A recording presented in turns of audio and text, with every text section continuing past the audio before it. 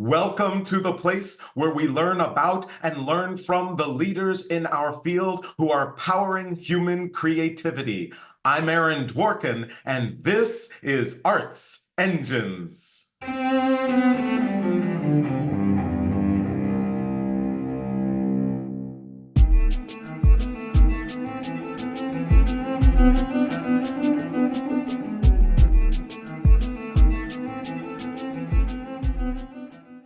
Thanks again for joining me here on Arts Engines. Today's guest is Kathy Schuman, who serves as Vice President and Artistic Director of the Caramoor Center for Music and the Arts. Kathy, welcome to the show. Thank you, Aaron. It's great to be with you. Well, so I'm so excited to talk to you, not only relating to Caramoor, who's one of our wonderful creative partners, but also kind of, your perspective on, just our field of the arts, et cetera, overall. But I thought it would be great just to start, and for anyone in our audience, could you kind of give us a sense of kind of Caramoor, and especially the breadth of programming that you're overseeing, and kind of the diverse ways in which you present? Yeah. So Caramoor is in our 79th season right now. It is in northern Westchester, New York, about an hour from New York City. And takes place on an estate and was started by Lucy and Walter Rosen back in the 1940s. And, started as a classical music festival with concerts in the courtyard of their beautiful home.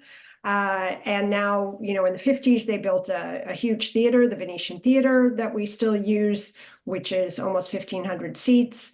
And we have other spots around the ground where we program. And at this stage, we are doing so many different genres of music. So it's not just classical, it's jazz, it's American roots, it's global. All of these terms are very not precise, but a lot of new music, a lot of period instrument. We go from recital to full orchestra, amplified, acoustic, really everything. This year we are actually bringing back dance for the first time in about 20 years, and we'll be bringing Mark Morris up, and that's going to be a new challenge because we don't quite have the right venue for all dance, so that'll be interesting. So there's a lot. There's about 40 concerts during the summer and about 20 during the rest of the year and the fall and spring. In the house itself has a beautiful, beautiful music room that seats almost 200 people. So we do smaller scale things there all year round. Wow, it's amazing. And of course, a very unique and beautiful setting. And that was one thing I was going to ask you about, kind of, right? You've worked in a broad, diverse group of settings, and most recently, even, Carnegie Hall. And just wondering, do you have a sense as kind of an architect and a curator of programming? How do you view kind of setting, the environment in which the art's taking place? How does that kind of factor into your both decision-making, curation, et cetera? Just kind of curious, I'm sure many of our audience are. Yeah, well, I think it's huge. The setting plays a huge part in how you experience what's on stage. And that was the first thing that struck me about Caramoor when I first went there, was you can hear the same artist there that you'll hear at Lincoln Center or Carnegie Hall or whatever, but it's a completely different experience. We're outdoors. Every concert is outdoors except for those ones in the fall and spring. One venue has a roof on it, but the others don't. So there's lots of rain stress. But we've got, a courtyard, we've got a sunken garden, we've got a field, a stage out on a field where people bring their own blanket or chair. We have so many different environments, and that's part of the fun of my job is whatever I'm thinking of programming, it's like, oh, now where will we put that? Will we put that in the Spanish courtyard? Will we put that on Friends Field? And it's great to play with. And every week of the festival, I try to make every weekend have very different experiences, not just the kind of music, but the setting that people can experience it on. Because some people love casual and some people I want to sit in row E right in the center and be able to see the pianist keys and, all of that. So I think it's huge. And when you come onto the grounds of Caramoor, you really do sort of feel like you're going to somebody's home, because that's what it was. It was their gardens and grounds. And it's very different from going to sort of a big art center that's been purpose built for that. And you park your car and you walk a few yards and you're there. You're in somebody's garden. And it's very, I love that homey feeling. And then you get world-class artists performing on the stage, and it's very exciting. Well, it really is just a very unique and special place. And so kind of even pivoting now out from specifically Caramoor, but kind of your perspective on kind of the arts and programming overall, right? We kind of go through different shifts. You've had the opportunity to see obviously what you're doing at Caramoor, at Carnegie, other places. And is there, as you are looking forward, are there any trends that you're seeing? And by that, it could touch on both the diversity of musicians, of music, of composition, of disciplines, and or kind of the nature of presenting. And just kind of curious if you're seeing any trends and where you think we're heading.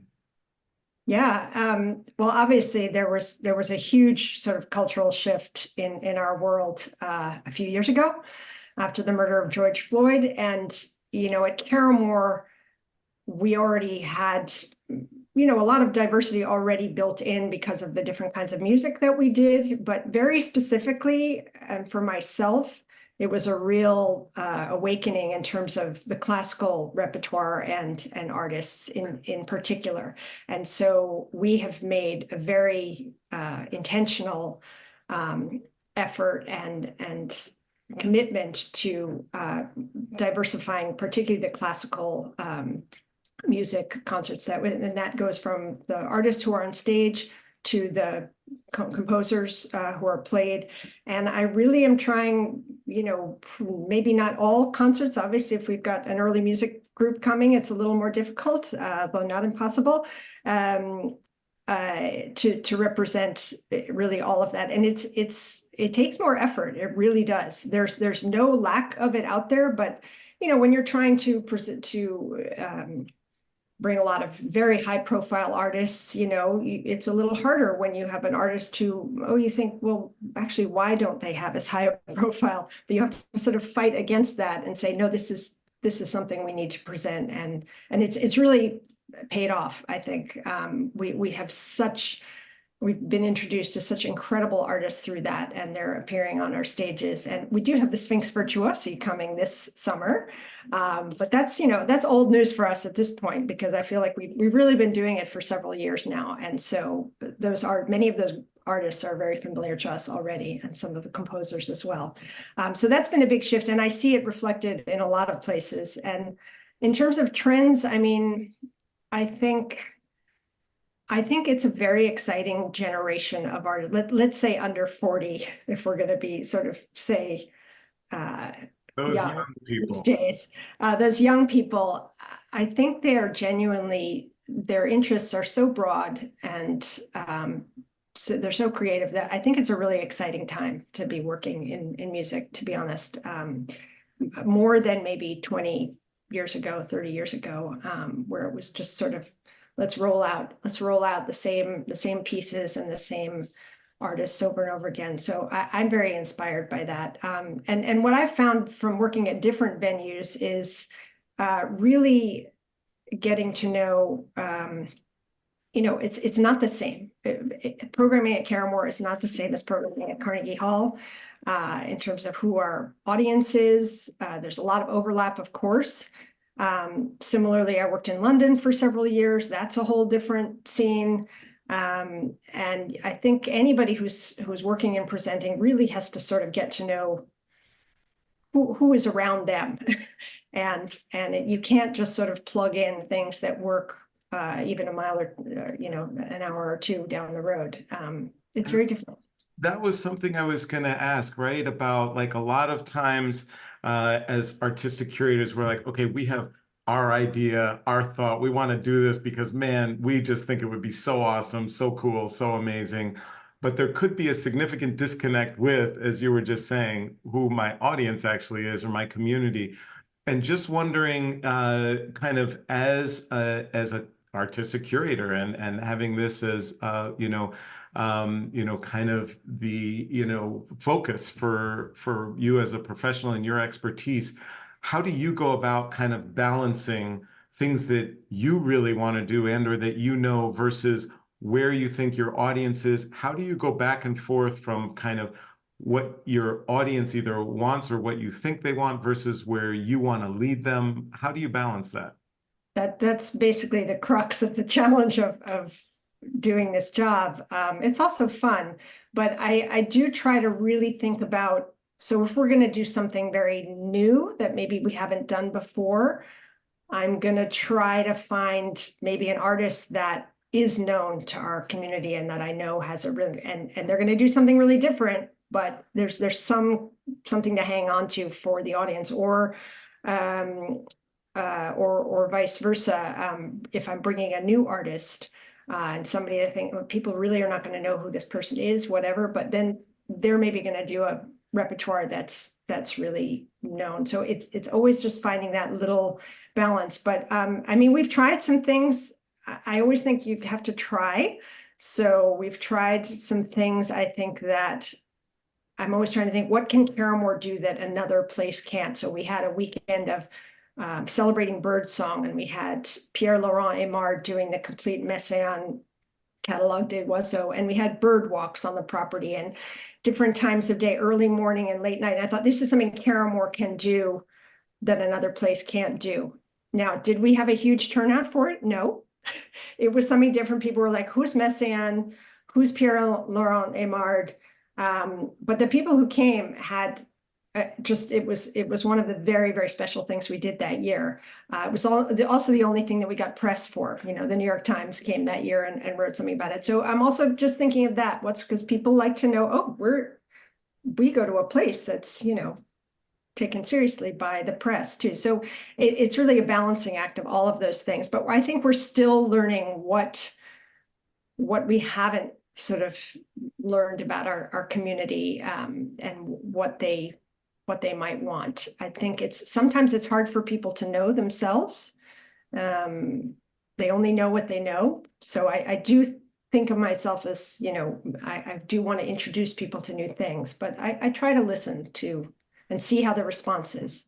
Yeah, well, and that exploratory process that sometimes includes failing forward is kind of, I think, so much of the excitement in our field. So unfortunately, we are just about out of time, but I always like to ask of all my guests, as you're going through these processes, there has to be some key challenges that come up and major obstacles that might make you think, oh my gosh, like, you know, why am I even in this field kind of thing? You know, there can be really tough days, and many in our audience experience that.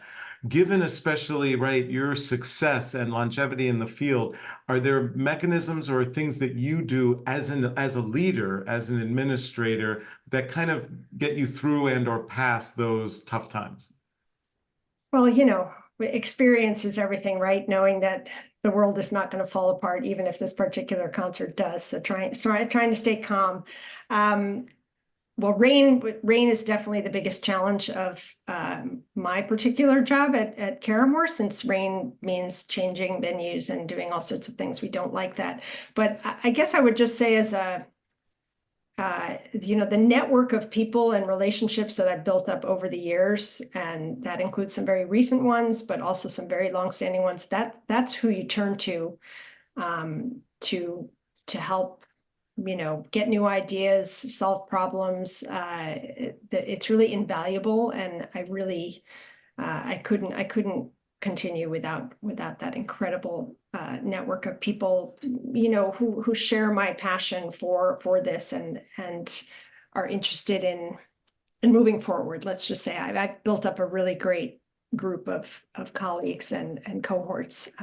So I would just always recommend that people, you know, keep that going, keep your relationships going. It's so important, and it's much harder these days with email, texting. So nobody meets in person anymore. Nobody picks up the phone. You know, I really still try to do that, and I think it's really important for all of us. Kathy Schuman, you truly are one of the arts engines who is powering human creativity in our world. Thank you so much for everything you do at Caramoor, and thank you for being on the show. Thanks so much, Erin. Take care.